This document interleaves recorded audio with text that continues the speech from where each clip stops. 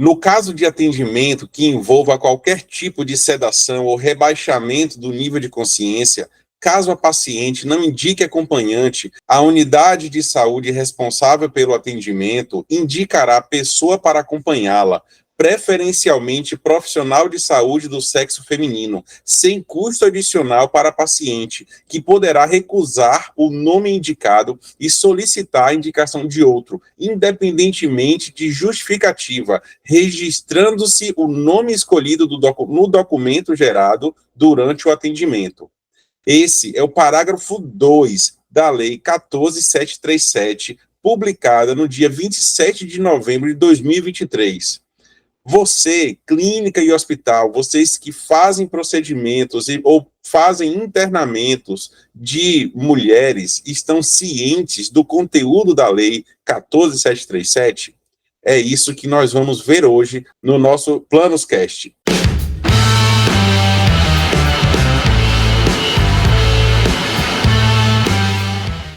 Sejam bem-vindos ao PlanosCast. E hoje estamos com a presença de uma pessoa especial aqui e ela vai falar um pouquinho sobre a Lei 14.737, lei que amplia o direito das mulheres.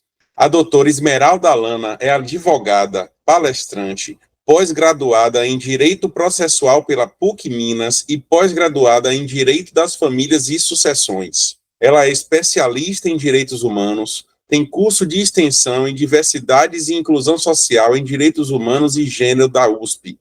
Ela é presidente da Comissão em Defesa dos Direitos das Mulheres e das Advogadas da OAB de Feira de Santana e é membro da Comissão da Mulher. Esmeralda Alana, seja muito bem-vinda ao nosso programa, ao nosso podcast, ao PlanosCast. Eu que agradeço a possibilidade de estar aqui, de conversarmos sobre um assunto tão importante que é o direito das mulheres, sobretudo na questão da saúde, e que é extremamente importante a gente difundir esse conhecimento para que cada vez mais pessoas conheçam os seus direitos e possam reivindicá-los. Qual é o principal objetivo da Lei 14.737 de 2023 e como ela impacta o direito das mulheres na saúde? Então, essa legislação veio ano passado e trouxe uma ampliação, na verdade, do direito da mulher de ter acompanhante, não apenas nos atendimentos, questão de centro cirúrgico, mas, para além disso, né, nos atendimentos realizados também com relação à sedação, com relação a exames, procedimentos realizados nas instituições públicas, privadas, consultas. Então, o objetivo é, de fato, dar uma maior segurança para essa mulher, de ter a garantia do acompanhante em todos esses momentos, e que todos, tanto o Estado, como o município, como instituições privadas, estão submetidas a essa legislação. Quais são os desafios enfrentados pelas unidades de saúde para implementar a lei do acompanhante? O desafio, um dos maiores, é a gente conseguir fazer com que as instituições compreendam a necessidade de ter um acompanhante, como que um acompanhante facilita todo o procedimento, como dá força para essa mulher. A gente percebe também que muitas unidades, elas sofrem algum sucateamento da rede assistencial, com relação à questão de financiamento, remuneração de profissionais, todas essas questões, elas influenciam.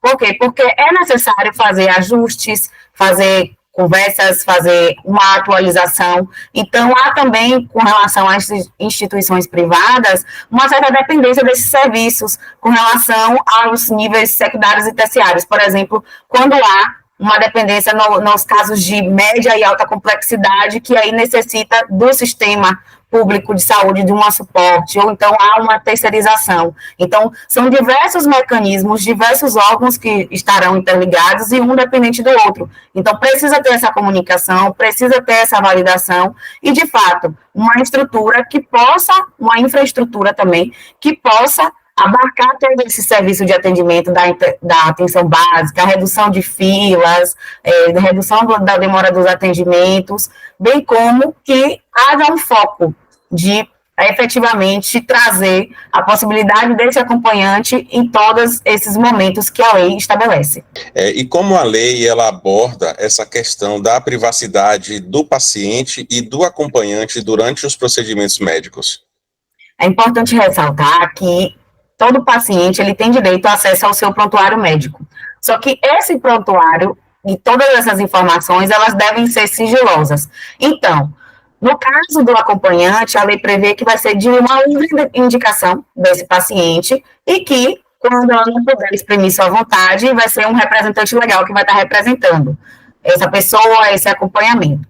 E tanto a pessoa, o paciente, quanto essa pessoa acompanhante tem a obrigação de preservar o sigilo dessas informações de saúde que tiver conhecimento em razão do acompanhamento. Então, a lei traz expressamente isso no seu texto, fazendo com que o sigilo ele deva ser mantido tanto pela pessoa que vai estar no acompanhamento, quanto pela pessoa que está fazendo esse atendimento na área de saúde. Uhum. Então, no caso, essa lei, ela foi uma lei criada especificamente para atender as mulheres que estão internadas ou as mulheres que estão passando por algum procedimento médico, é isso? Isso, essa lei fortalece. Em verdade, a gente já tinha uma lei anterior, que era a lei de 2005, e essa lei de 2005, ela permitia esse acompanhante nos casos de parto, pós-parto e no pré-parto também. Sim. Essa lei veio com o objetivo de ampliar esse direito, de não apenas nesse momento, mas também em consultas e exames médicos. Doutora, de que maneira a formação e a conscientização dos profissionais de saúde são fundamentais para a eficácia da Lei 14.737? É extremamente importante que haja uma formação continuada, inovação dos serviços, a valorização desses trabalhadores da área de saúde e, principalmente, uma atualização constante. A gente sempre fala, o profissional da área de saúde, ele está muito mais ligado à questão procedimental da área de saúde. Quando vem uma inovação legislativa, é importante que o hospital, a clínica, o SUS, a rede privada que esteja prestando esse serviço de saúde, forneça essa equipe, essa atualização, convidando profissionais de diversas áreas, até porque a saúde a gente sabe que é uma área multidisciplinar. Então, é necessário fazer com que esses profissionais de saúde que estão atuando na linha de frente e que atuarão diretamente com essas pessoas que têm esse direito garantido por lei, que elas tenham consciência da existência dessa lei. Até mesmo para que eles sejam um porta-voz, informar essa pessoa no momento, por exemplo, de uma consulta que ela tem direito a acompanhante, que ela não precisa fazer esse movimento sozinha, seja na consulta, seja no exame, ou seja numa cirurgia, no parto. Então, é importante que as empresas e o poder público também tomem à frente com relação a essa formação continuada de atualização para que os profissionais estejam atentos e atualizados às novas leis e regras que se aplicam dentro da sua profissão. Quais são as implicações legais para as unidades de saúde que não cumprem com as determinações da lei do acompanhante? É necessário que a gente ressalte que a lei do acompanhante, ela traz expressamente que todas as unidades de saúde do país devem manter em local visível um aviso em suas dependências de que esse direito de acompanhante está pré-estabelecido. Caso já não cumpra com essa informação visível, já está incorrendo no descumprimento dessa lei. Além disso, a informação ela é necessária e a responsabilização ela pode acontecer tanto na esfera administrativa, diante do SUS, diante dos órgãos competentes, quanto também na esfera judicial, principalmente porque é uma lei federal, ou seja, deve acontecer, essa lei de acompanhante, ela deve estar respeitada por todas as unidades em todo o nosso país, em todos os estados, em todos os municípios, e existe um procedimento, por exemplo, que aconteça e que dele decorra um erro médico, uma violência obstétrica, isso também vai agravar a unidade que tem essa responsabilidade que é tida, inclusive, como objetiva. Como a presença de um acompanhante pode influenciar a experiência e o bem-estar das mulheres em atendimentos de saúde? Bom, a literatura técnico-científica nacional, ela traz que a presença desse acompanhante é extremamente positiva, atuando como apoiador da mulher, que existe, né, essa questão do psicológico, de não ter momentos de pensamentos negativos, resultante de estresses ou desgastes ou tensões, que é o que acontece quando ela não tem esse direito de acompanhante respeitado. Quem recebe esse acompanhamento emocional durante o parto, quem recebe esse tipo de apoio, manifesta de fato uma satisfação, reconhece que esse cuidado é importante. Então, por exemplo, a gente consegue, tendo um suporte emocional, diminuição de percentual de anestesia e analgesia, e do uso de oxitóxicos, a gente também percebe outros benefícios, como, por exemplo, menor traumatismo perineal, redução de probabilidade de dificuldade de maternagem, de interrupção precoce da amamentação. Por quê? Porque tem esse acompanhante para dar esse suporte, para aprender essas novidades que estão surgindo agora, por exemplo, com a maternidade, com a paternidade, e isso faz com que haja, por exemplo, uma menor duração do trabalho de parto, uma diminuição do parto cesariana, um acompanhamento para que tenha um parto vaginal instrumental, da questão do uso de analgesia, dos sentimentos sobre a experiência do parto. Então, são benefícios extremamente importantes, tanto para a pessoa quanto para o bebê que está para nascer. Uhum. E quais adaptações físicas e organizacionais podem ser necessárias nas unidades de saúde para cumprir essa lei? Então, de antemão, como a gente já ressaltou, afixar esses cartazes falando desses direitos, ampliar esse atendimento com locais apropriados para que a pessoa possa ter um certo conforto e ter esse acompanhante ao seu lado, a presença desse acompanhante em todos os momentos, desde o momento da chegada até o momento da saída. A administração, ela está ciente e passar isso para os colaboradores e colaboradoras, desde a contratação até aqueles que já vêm exercendo um trabalho, e fazer constantemente uma atualização.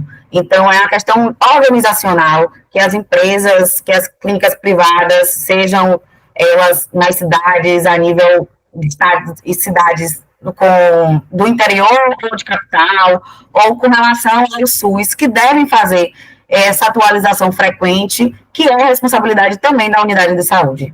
Uhum. Antes da existência dessa lei, você falou sobre a questão que a mulher ela já tinha o direito de acompanhante no momento de parto, né? No pré-parto, no parto e no pós-parto. Inclusive, algumas instituições de saúde, alguns hospitais, eles têm um centro de parto normal, que é um centro que ele é reformulado específico para essa finalidade, justamente para estimular as mulheres a fazerem um parto normal. Então, eles têm ali são quartos privativos que permitem o acompanhamento, né, da gestante em todo o período do parto, como eu falei, pré-parto, parto e pós-parto. Existem ali uma série de equipamentos também que facilitam o parto da mulher, tem a bola de bobar, e tem alguns outros equipamentos justamente que vai colocar ela em algumas posições que vai facilitar, como você falou, diminuir a infusão de algumas medicações, né, que não vão precisar ser utilizadas, ou analgesia, esse tipo de coisa. Então é bem interessante. E também, inclusive, os partos naturais em centro de parto normal, eles têm um valor majorado pelo SUS. Sim. Às vezes, os hospitais não sabem disso, que eles podem, aquelas unidades, né, que atendem pelo SUS, elas podem criar esse centro de parto normal e fazer essa contratualização com o Estado, né, para oferecer esse serviço às gestantes, né, que procuram essas unidades, e no faturamento, ter um faturamento maior. Isso é um estímulo interessante para as unidades de saúde. Exatamente. É a forma de fazer com que riscos sejam diminuídos, tanto para a mulher, tanto para o bebê, porque a gente sabe que quando de uma cirurgia existem riscos maiores, ainda mais que vem com anestesia. Então, toda a questão também de recuperação pós-cirúrgica. Então, é importante haver um estímulo, de fato, do Estado para que conheçam as formas de parto existentes e que possam ter nessas unidades a adaptação necessária, a estrutura necessária para que seja realizado e que principalmente, está acima de tudo, que o desejo dessa mulher seja respeitado. Por isso que a gente sempre fala que a importância de um plano de parto, de externar seus desejos, desde quem vai cortar o cordão umbilical, a dar o primeiro banho, se a criança vai sair do útero da mãe, já vai direto para o peito para poder mamar. Então, todas essas informações constantes no plano de parto e tendo a receptividade dessa unidade de saúde, sobretudo, faz com que esse momento seja mais leve e seja extremamente positivo para a mãe, para a criança e para quem estará acompanhando. Existem situações específicas que o direito do acompanhante pode ser limitado ou não aplicável? Como são determinadas essas exceções? Então, esse é um ponto da lei que a gente traz para debate e que nos chama a atenção, porque expressamente ela traz que se não for um atendimento de centro cirúrgico ou de UTI, por exemplo, e tiver algum tipo de restrição com relação à segurança ou à saúde dos pacientes, que vai ser justificada pelo corpo clínico, vai haver uma restrição para esse acompanhante que ele seja um profissional da área de saúde. Esse ponto nos chama a atenção porque a gente percebe que pode acontecer aí uma violação a esse direito de acompanhante. Antes, na lei de 2005, não tinha essa exceção, não tinha esse destaque. Em verdade, tinha que o acompanhante seria de livre escolha da mulher. Aqui nessa legislação, inclusive, traz uma questão de idade, que deve ser maior de 18 anos. Ou seja, tem um ponto que a gente percebe que pode ter um embate com a unidade de saúde, porque caso ela deseje que apenas um profissional de saúde acompanhe naquele momento de centro cirúrgico que um parto acontece, a mulher pode ficar sem um devido acompanhante de sua escolha. E aí a gente recai naquela situação de não ter esse apoio, de a mulher se sentir abandonada, de se sentir sozinha, de não se sentir confortável. A gente fala também que existe uma outra exceção trazida pela lei, que nos casos de urgência e emergência, quando os profissionais de saúde ficam autorizados a agir na proteção da pessoa naquele momento, para preservação da sua saúde, da sua vida, e pode acontecer na ausência de um acompanhante requerido por essa mulher. O que acontece? A gente tem que ter o cuidado quando dá a aplicação, principalmente porque, por exemplo, pode cair uma ação de uma liminar para que consiga esse acompanhante na mão de um juiz legalista que leia mesmo a letra fria da lei e não faça uma interpretação positiva. A gente pode ter também unidades de saúde que entendam que, por exemplo, no parto não vai ser necessário um acompanhante que não seja da área de saúde, impedindo assim qualquer outra pessoa. Então, é um ponto controverso da lei, de que não observa, nesse momento, as especificações de cada mulher, de cada parturiente. A gente percebe que existem muitas mulheres que são negras, que são periféricas, que são de baixa renda, que sofrem mais violência e erro médico, isso é constatado através de estudos, e isso pode ser um fator, sim, de violação de direitos. Então, estar atento quando devidamente justificada, se existe uma justificativa plausível, para que não haja nenhum tipo de violação ao direito dessa pessoa que está necessitando do seu acompanhante naquele momento na unidade de saúde. De que forma os direitos e responsabilidades dos acompanhantes são definidos pela Lei 14.737? Pronto. A lei, ela já traz que vai ser uma pessoa maior de idade. Esse acompanhante vai ser dessa livre indicação dessa mulher, como a gente trouxe também, vai ter a obrigação do sigilo, esse direito é de acompanhar em todos os procedimentos de saúde pública ou de privada, essa responsabilidade é de fazer esse acompanhamento e colaborar para o procedimento, jamais impedindo ou colocando óbice para a realização da atividade médica ou da atividade do profissional de saúde, e guardar o sigilo, estar presente, colaborar, até porque quando a gente está no espaço de atuação do campo da medicina, a gente precisa seguir essas recomendações. Então, existem direitos e essas responsabilidades que os acompanhantes, eles precisam estar atentos, e também a importância desse acompanhamento desde exames e consultas, justamente para eventuais dúvidas serem sanadas e no dia acontecer o parto, por exemplo, da melhor forma possível. Como a implementação da lei afeta os tempos de espera e a carga de trabalho dos profissionais de saúde nas unidades?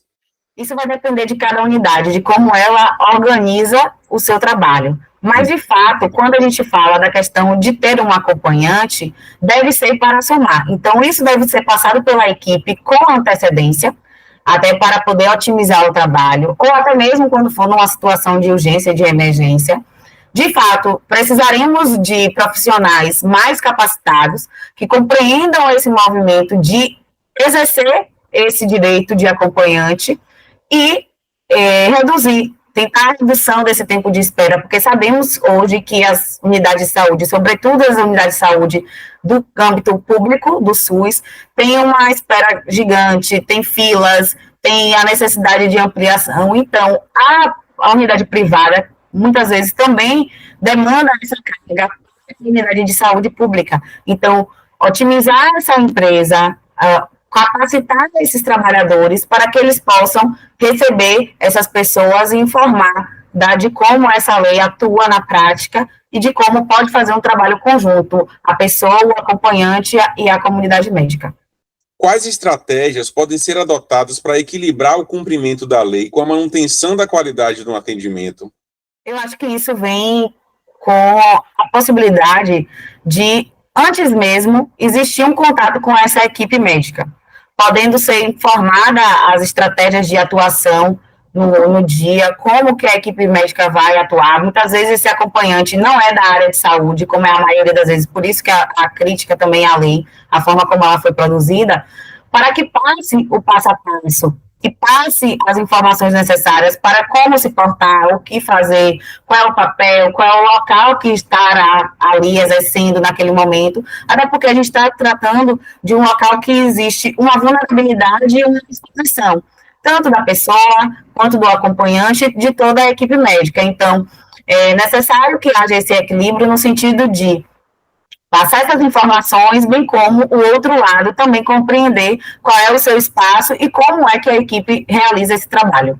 Qual é o papel da supervisão e orientação governamental na implementação efetiva da lei do acompanhante? Bom, o Estado, ele tem uma obrigação de não apenas implementar, buscar a eficácia da lei, mas também de orientar e de punir quando houver um descumprimento. E o que é que vai acontecer?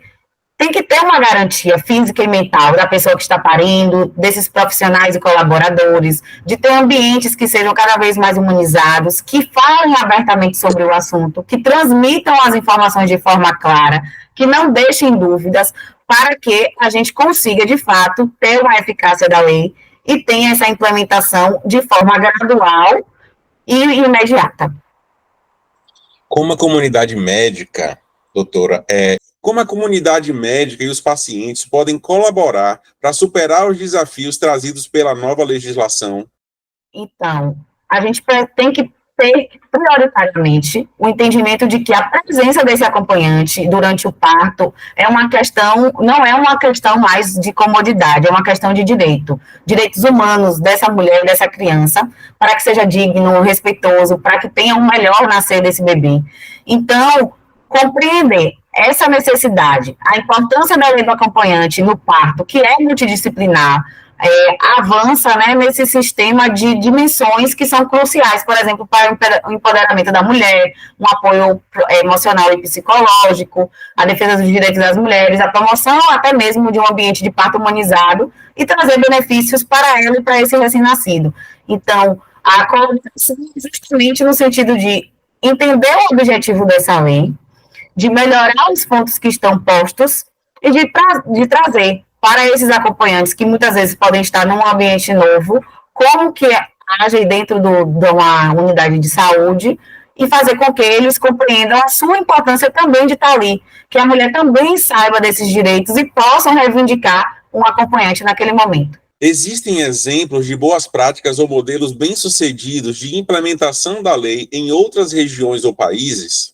Existem alguns estudos que a gente pode ter acesso, que, por exemplo, existe um programa de imunização do parto e do nascimento, que foi criado em 2000, e vem com uma discussão a respeito dessa institucionalização e oficialização. E em 2011 teve um estudo no Rio de Janeiro, da Rede Cegonha Carioca, que 24% dessas gestantes atendidas das redes públicas e privadas não foram acompanhadas por alguém de sua livre escolha. Então, não conseguiram usufruir, né, totalmente dos direitos assegurados por essa lei vigente, que era a de 2005. Até então, não existe ainda um estudo prático realizado por conta de que essa lei nova, que vem substituir essa lei antiga de 2005, é extremamente recente. Mas eu acredito que, todas as vezes quando a gente tem uma lei sancionada, publicada e inicia, né, a sua efetivação, ela começa a ter estudos na área para objetivar, ver a sua eficácia e até mesmo servir de modelo de parâmetros para que outros estados, municípios e unidades básicas utilizem esse exemplo e sigam.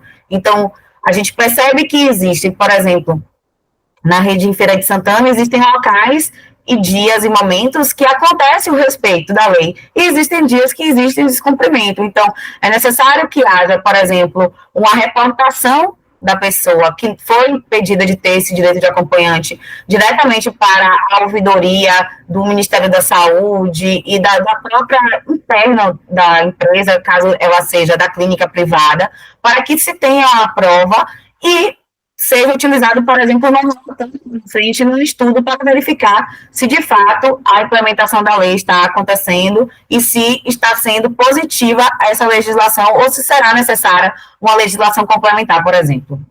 Qual é a importância de promover um diálogo aberto entre os pacientes, profissionais de saúde e legisladores sobre os impactos e melhorias da Lei 14.737 de 2023?